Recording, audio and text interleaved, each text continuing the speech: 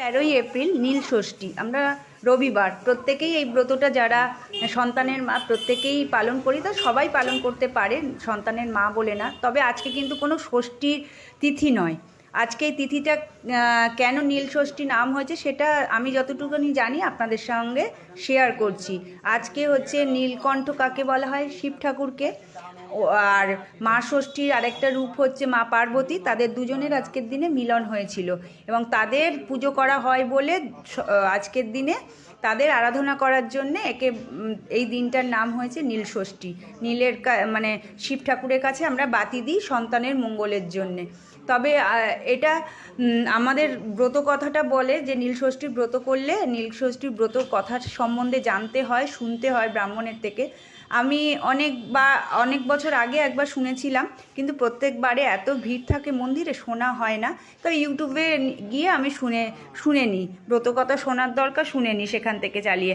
আজকে আমি যতটা জানি, আমার যতটা বোধগম্য হয়েছে সেই গল্পটা আপনাদের সাথে নীলষষ্ঠীর ব্রত কী করে মানে প্রচার হলো, সবার ঘরে ঘরে গেল, সেইটা আপনাদের সঙ্গে শেয়ার করি। যেটা আমি জানি যতটুকুনি, ভুল ত্রুটি মার্জনা করবেন, ঠাকুরের পুজোর তো। নীল ষষ্ঠীর ব্রত শুরু হয় এক ব্রাহ্মণ ও ব্রাহ্মণী ছিল গ্রামে। তাদের সন্তান হতো 5খানা ছেলে 1খানা মেয়ে, কেউ বাঁচেনি। তারা প্রচুর ঠাকুর দেবতার উপোস কাপাস করতো, কিন্তু তাতে কোনো ফল লাভ হয়নি। দীর্ঘদিন হওয়ার পর তাদের মনে হলো যে আর ঠাকুর আমাদের প্রতি দেখছে না, বা আমাদের বোধহয় ভক্তির অভাব হচ্ছে, জানি না। তারা বলল আর আমরা এখানে বাড়িতে থেকে উপোস কাপাস করবো না, তীর্থে ভ্রমণ করব, দেখি ভগবান আমাদের দিকে মুখ তুলে তাকায় কিনা। এরম ঘুরতে ঘুরতে আজকের দিনে তারা আসে কাশীধামে। এবং কাশীধামে এসে তাদের এতই কষ্ট হয় যে এই রকম জীবন রেখে কোনো লাভ নেই, সন্তান নেই, কিছু নেই, চলো আমরা দুজনে মিলে গঙ্গায় ডুব দিয়ে জীবনটাকে শেষ করে দিই। এমতো অবস্থায় ভোরবেলা যখন তারা দুজনে গঙ্গার দিকে নামছিল সিঁড়ি দিয়ে, পেছন থেকে এক বৃদ্ধা এসে বলল, কি হলো, তোমরা এত বিষণ্ণ মনে গঙ্গায় ডুব দিতে যাচ্ছ কেন? তখন মানে ব্রাহ্মণী সব খুলে বলল যে সন্তান আমাদের একটাও থাকছে না, কি হবে এই জীবন রেখে। উনি হচ্ছেন মা ষষ্ঠী। উনি বললেন, তোমাদের অহংকার বোধ ছিল, যখন তোমাদের বাচ্চা হতো তখন কাঁদতো, তোমরা বিরক্ত বোধ করতে, আর ভগবানের যে পুজো করো সেটা তোমাদের মনে অহংকার বোধ রেখে করো। ভগবানকে যখন ডাকবে তখন কোনো মনের মধ্যে পাপ রাখবে না, তুমি যাই দিয়ে মনে মনে ডাকো, পুজো অর্চনা করো, যাই করো। তখন তাদের পুরনো কথা মনে পড়লো, তারা ভুল বুঝতে পারলো। তখন মা ষষ্ঠী বলল, তোমরা তোমাদের বাড়িতে গিয়ে নিষ্ঠা বনে পুজো করো, দেখবে ঠিক তোমাদের সন্তান হবে। কয়েক মাস যাওয়ার পর তারা সন্তান এলো, তাদের কোল আলো কোলে ছেলে হলো আজকের দিনে।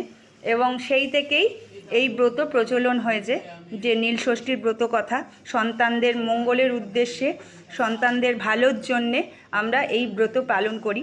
আমি যতটুকুনি জেনেছি ততটুকুনি আপনাদের সাথে শেয়ার করার চেষ্টা করলাম ব্রত কথাটা। অনেকে জানেন না, সেই জন্য আমি যতটুকুনি জানি শেয়ার করলাম। আর একটা আমার মায়েরা বলতো, নীলের দুয়ারে দিয়ে বাতি, জল খায় পুণ্যবতী। নীলের দুয়ারে আমার মাদের দেখেছি গঙ্গা স্নান করে সন্ধ্যের পরেই মোমবাতি দিত ভগবান শিবের কাছে, যাতে তাদের সন্তানদের ভবিষ্যৎ উজ্জ্বল হয়, তাদের দীর্ঘায়ু হয়, সেই কামনায় বাতি দিত। এখন মোমবাতি দিয়ে, আগে প্রদীপ দিত সবাই। কিন্তু আমাদের শারীরিক কন্ডিশান এখন আর ভালো নেই বলে 12টার পরেই সবাই নীলের দুয়ারে বাতি দিয়ে ঠাকুরের মাথায় পুজো দিয়ে জল খেয়ে নিই, যে যেরকম পারে।